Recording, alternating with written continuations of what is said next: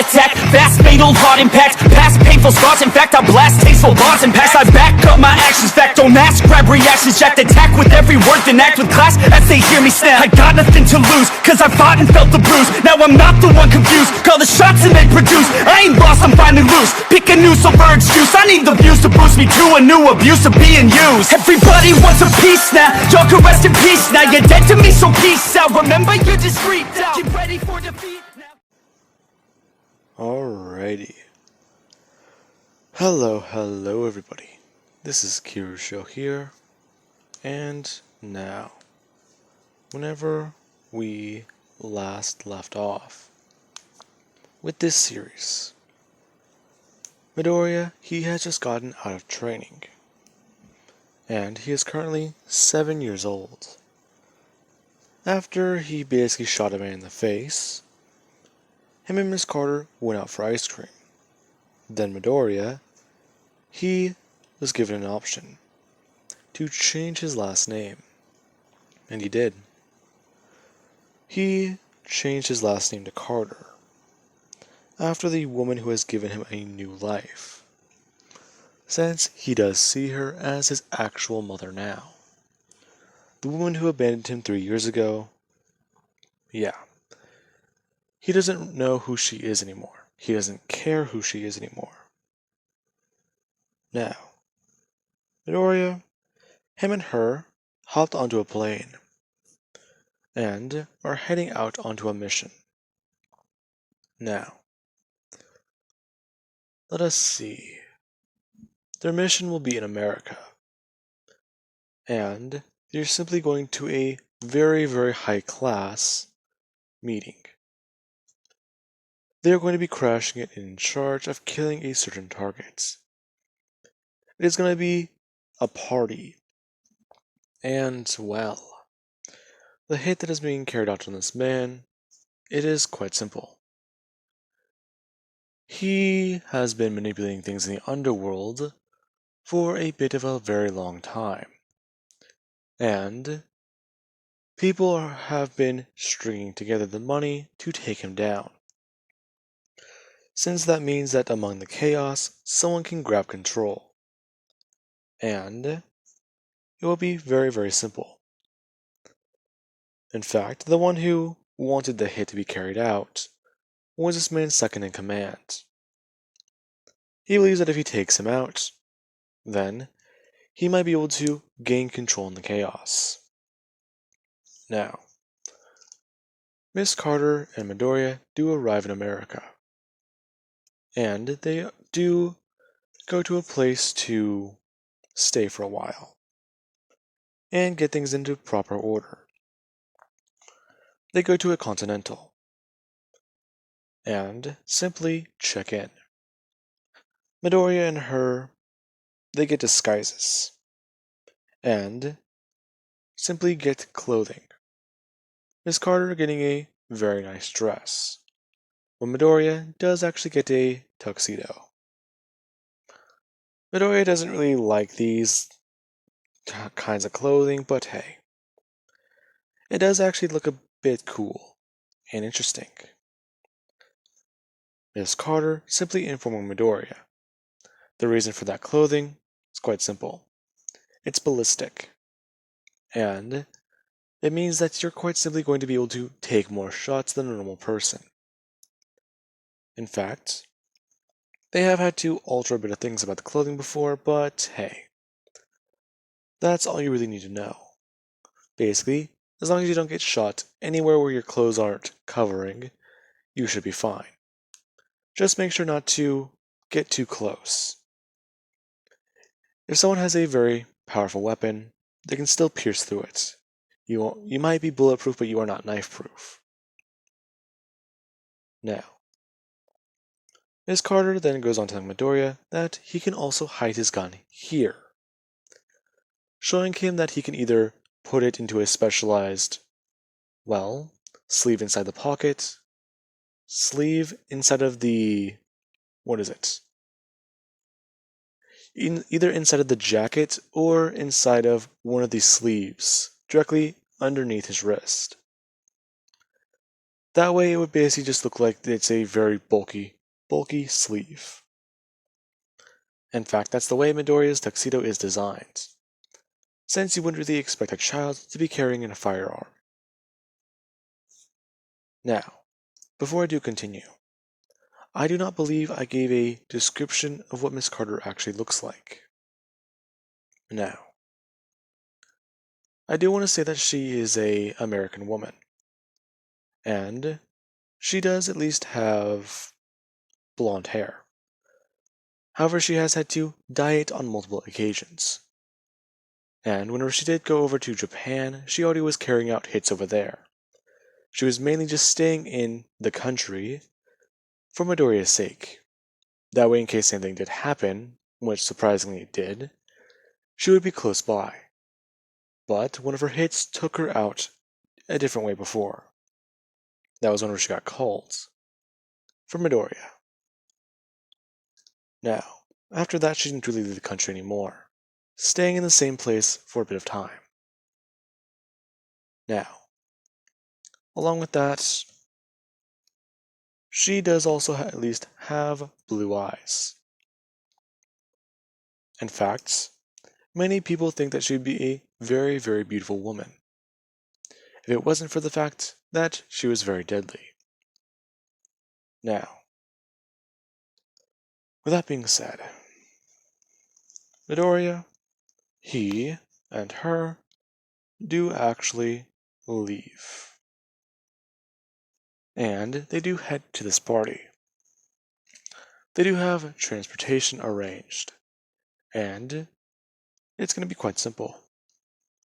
They're going to head in, mingle a little bit with people, and then Midoriya is going to sneak away and find the target.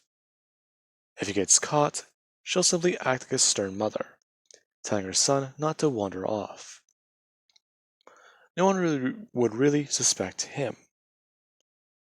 Now, with that, they do arrive, get out of a limousine, and head in.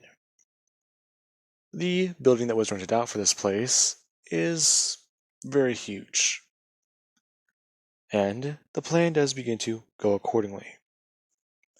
Midoriya and Miss Carter actually being able to pull off a similar appearance. Midoriya had his hair dyed whenever they were at the Continental. He dyed his hair black, since that is what Miss Carter's hair currently looks like. And if he did have the green hair and black hair, yeah, that would look a bit different. And it would be sort of a dead giveaway. What I mean by that is it would look out of place. Now, with that, Miss Carter is talking to and sharing a glass of champagne with many people. Or not a glass, a bottle of champagne. All of them are standing around in a circle and talking about certain things. Now, Midoriya does actually sneak away under the guise that he's going to be using the bathroom. And this is what happens.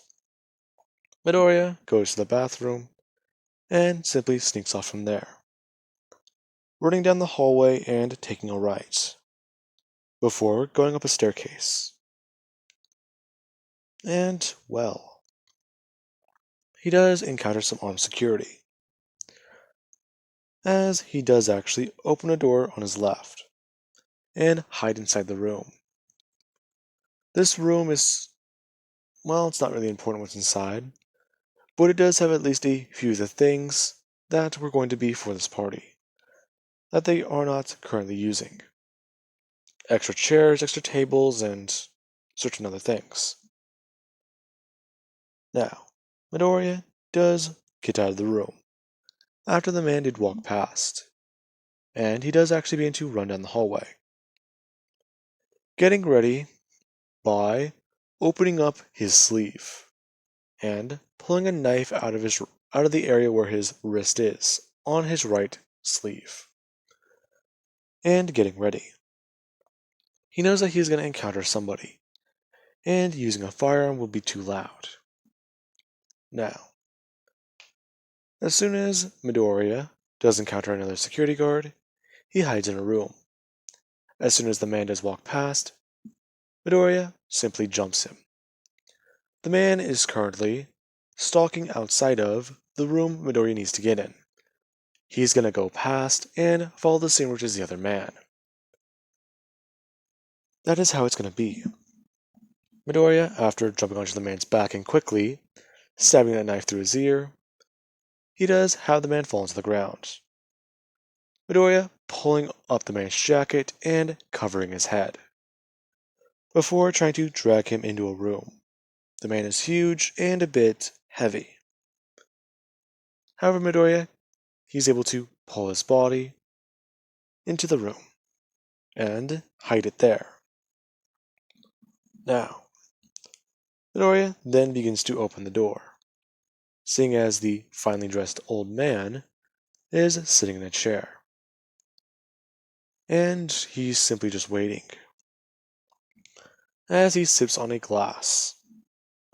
And he hangs up a phone. Now, once that does happen, Midoriya does walk in, seeing no other guards. As soon as he does, the man does actually look up to see Midoriya, asking the young boy if he is lost. To which Midoriya, he doesn't respond, simply just walking in and looking around, acting a bit scared. The man trying his question again. Midoriya responding in English that he's not too certain as to where he is. And the man does stand up and grab his cane, walking around his desk and informing the young boy that he is currently speaking to the father of the family, and that he's not too sure if he has seen him around before. Sorry, sir, I'm here with my mother. Ah, I see. Exactly where is your mother? Well, she's down there with everyone else. Ah, okay. Would you be able to point her out to me? Yes, sir. The man turning around and putting his back to Midoriya. And he does begin to walk over to the window that overlooks the entire party. He was about to go down there after his phone call, and Midoriya caught him at the perfect time. As soon as that does happen, Midoriya does begin to walk over, and he pulls the knife out from his waistband. And as soon as that does happen, he takes off into a sprint, running over and jumping onto the man's desk, before going up into the air. The man confused, as hearing Midoriya's footsteps getting louder. He went to go turn around. As soon as he turned, Midoriya was already airborne. And he lunged onto the man bringing his hand up to try and block Midoriya's arm, unsure as to why a kid is going to tackle him. As soon as that does happen, Midoriya, yeah. One thing, this is what he does, not one thing. It's like a multitude of different other ones. As soon as the man does block Midoriya's arm, Midoriya swings out with his left hand, and brings it out forwards. Midoriya dropping the knife out of his right and catching it in his left after spinning his wrist, before being able to pull it down and swing it, turning his wrist at 90 degrees before plunging in his left arm, moving it forwards. The man, yeah. He does begin to fall back against the glass. Midoriya simply just leaning him forwards, and, basically with his legs on the man's knees, begins to make him fall forward. As soon as that does happen, the man, yeah. Midoriya just stabbed him in the gut, or at least very, very close to his heart. In fact, Midoriya did actually cut into it. And Midoriya then watches as the man begins to fall forwards and land onto Midoriya, who quickly tries to get the man off of him. As soon as that does happen, Miss Carter does walk into the room, carrying a gun, and dragging a body in behind her. Now, Midoriya wasn't supposed to take that long, seeing a man on top of him. She quickly runs over, and pulls the man off of Midoriya, the knife sticking out of his chest, and the blade is completely submerged into it. Her asking Midoriya what happens, and Midoriya simply just tells her what happened. He did what he was told to do, pretend to go to the bathroom, arrive here, and try and take the man out. As soon as the man turned his back, Midoriya went to go stab him. And she does inform Midoriya. That's good, but he forgot one more thing, the element of surprise. Now, Midoriya, yeah, he does have to take off his jacket, since the guy just ruined it with the blood on it. Midoriya taking it off and basically folding it inside out before buttoning it up on the inside. And he does have to take his gun out, that is underneath the sleeve in his wrist. Taking the gun out and putting it on the inside of the jacket before he does try and leave. Him and Miss Carter walking out as she basically acts as a parent scolding a child, telling him that he cannot do that, and that was very disrespectful, and that they are leaving, pulling Midoriya by his ear. Midoriya just saying ow, ow, ow, ow, ow, over and over and over again. Her basically dragging him out of the building before they, well, leave. As soon as they get out of the front door, she lets go of his ear. And they do begin to walk very fast, walking down the street and into an alleyway, before Midoriya pulls a key out of his pocket and hands it over to her, the two getting into the car and leaving. Her apologizing for how hard she was pulling, since Midoriya's ear is at least a bit red. And Midoriya, yeah, he does begin to apologize for what he did. He knows that he's supposed to be calm and be an assassin, but he didn't want to disappoint her. He wanted to take the man out before someone saw, since they were looking through the glass. Midoriya pulled the man away and explained what happened. Explained that he pulled the man away from the glass before he could fall against it, since that would have caught people's attention. And Midoriya, yeah, he didn't want them to have a worse situation. To which she explains, Midoriya did nothing wrong, as she turns left at the light and begins to head to the Continental, telling Midoriya that the mission could have gotten a lot worse. In fact, if he didn't do what he did, pulling the man away from the glass, then they would have been exposed. They would have killed him, then kill her, since they did walk into the building together. Explaining to Midoriya that it's not all bad, and that they will at least get a lot of the money for this hit. But did you kill anyone else?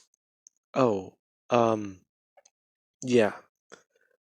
There were, I believe, I only saw two.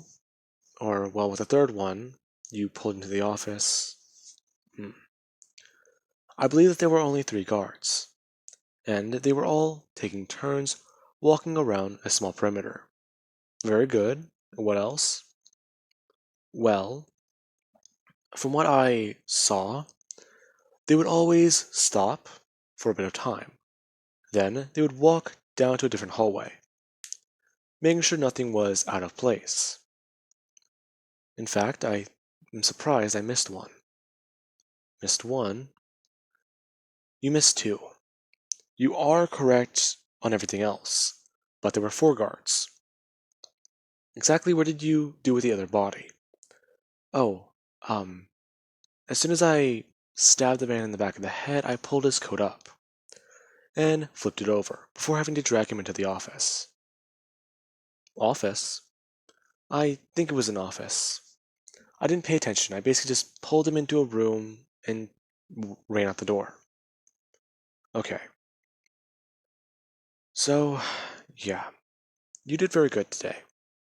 In fact, I'm actually very proud of you. Her saying as they spend the rest of the drive, basically talking about what happened. Her having to pretend to be very classy, while Midoriya having to pretend to be a child. Yeah. Midoriya, he didn't really like doing what he did. He was having to be very silly, very playful, and very genuinely not himself. Well, she had to at least fake a smile. Now, she does tell Midoriya that they're going to have to turn in the bounty. And he does know exactly how they do that, right? Uh, um, um, I think it's, well, let me tell you. What we do is we head back to our Continentals, and we explained how we killed the man. We don't have to give a lot of details. We either take pictures or explain the kill scene. Luckily for you, I did both really. What we're going to do is, you're going to explain that you stabbed the man in the chest. And, well, he fell on you, driving the knife very, very deep. And, after that, you are going to, well, show them this picture. Her handing Midoriya a phone, as he looks at the body.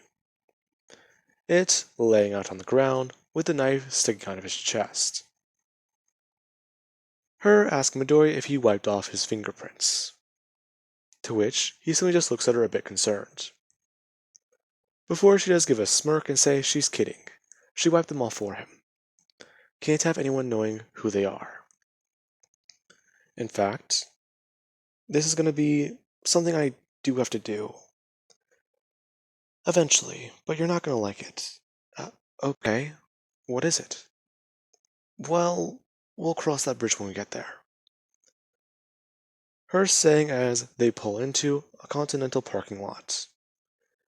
She basically had to talk to someone at...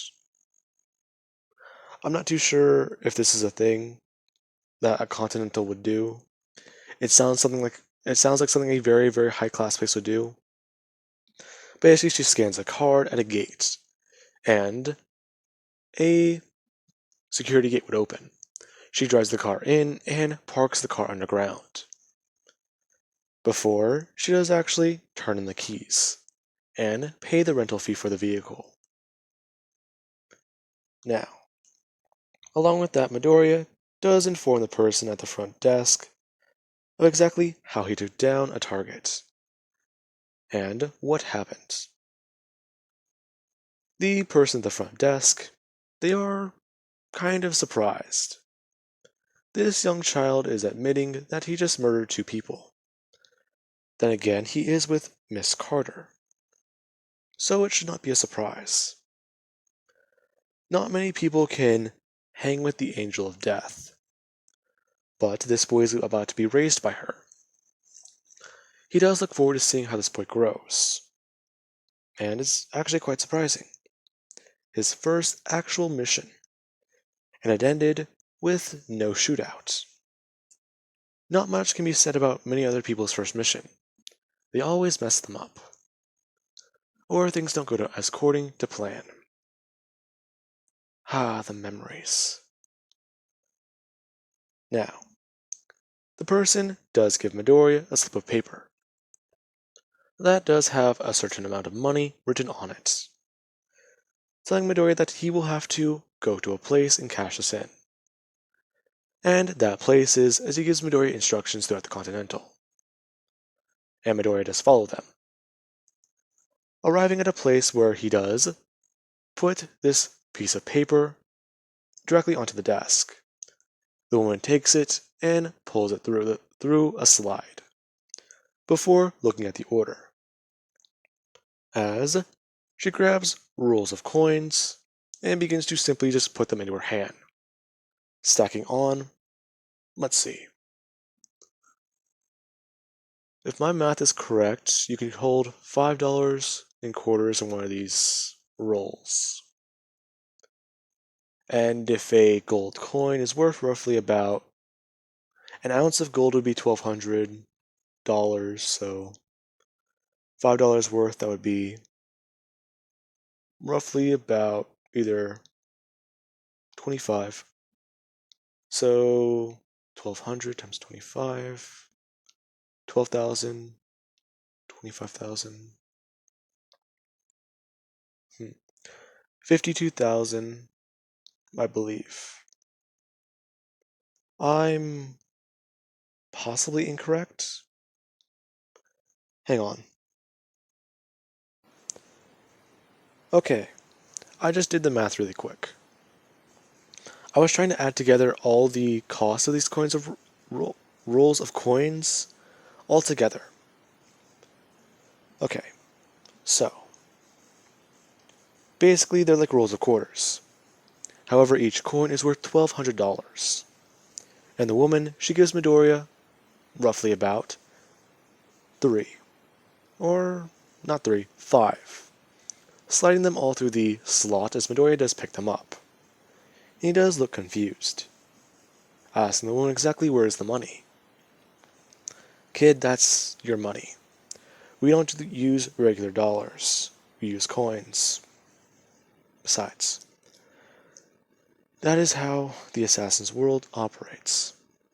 Besides, each one of those is worth 30 grand. Midoriya looking shocked. He can carry this instead of a suitcase full of money. It actually does make a little bit more sense. It's less suspicious. Midoriya taking all 5 of these rolls and basically shoving them into his pockets, before running back over to Miss Carter. The woman, as her eyes do dart up, as soon as she does make eye contact with Miss Carter, there's that look on her face. The woman quickly just jolting her eyes down, along with her head, before her and Deku do go up to the hotel room and order room service. The two acting as a bit of a family, as they do begin to basically eat junk food and a little bit of food that's fancy, along with watching movies. And Midoriya does comment on something. The way the person fired the gun is completely inaccurate. They should have simply done this instead of this. Along with that, he's counting the bullets. It's not at all accurate. Basically just making fun of the movie. Him and Miss Carter are doing this roughly for about a few hours with a few different movies. Until eventually, Midoriya does fall asleep. Now, with that being said, I do hope you guys enjoyed. And have an amazing night. Catch you guys in the next part.